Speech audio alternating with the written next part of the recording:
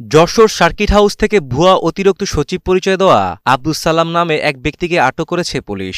দীর্ঘ 2 বছর ধরে তিনি নিজেকে সরকারের অতিরিক্ত সচিব পরিচয় দিয়ে সার্কিট হাউসের সরকারি সুযোগ সুবিধা ভোগ করে আসছিলেন, অথচ তার পরিচয় ছিল সম্পূর্ণ ভুয়া। পুলিশ জানায়, আব্দুস সালাম অত্যন্ত চতুরতার সঙ্গে সার্কিট হাউস কর্তৃপক্ষকে নিজের কথিত পদ পদবীর কাগজপত্র দেখিয়ে বিশ্বাস করান। পরে তিনি নিয়মিত সরকারি অতিথিদের মতোই রুম, খাবার সহ বিভিন্ন সুবিধা গ্রহণ করেন। বিষয়টিতে সম্প্রতি সন্দেহের সৃষ্টি করলে প্রশাসন তার কাগজপত্র যাচাই করে সততা পান। যশোর কোতোয়ালি থানার পুলিশ ঘটনাস্থলে গিয়ে তাকে আটক করে থানায় নিয়ে যান। এই ঘটনায় সরকারি সুযোগ সুবিধা গ্রহণে ভুয়া পরিচয় ব্যবহার, প্রতারণা এবং রাষ্ট্রীয় প্রতিষ্ঠানকে ভাবমূর্তি ক্ষুণ্ণ করার অভিযোগে মামলা প্রক্রিয়াধীন রয়েছে। প্রশাসনের কর্মকর্তারা জানিয়েছে, দীর্ঘদিন ধরে এমন প্রতারণা কিভাবে অজানা ছিল তা খতিয়ে দেখতে আলাদা তদন্ত চলছে।